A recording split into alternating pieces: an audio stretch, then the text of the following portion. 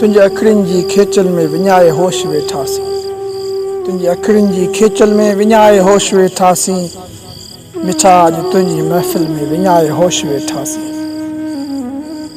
किताबनि जो इल्मु पढ़ंदे अकाबर थी विया हुआसीं किताबनि जो इल्मु पढ़ंदे अकाबर थी विया हुआसीं हुस्न तुंहिंजे अॻियां पल में विञाए होश वेठासीं सितारा चंड ऐं गुल फुल नज़ारा सौ ॾिठासीं सितारा चंड ऐं गुल फुल नज़ारा सौ ॾिठासीं पर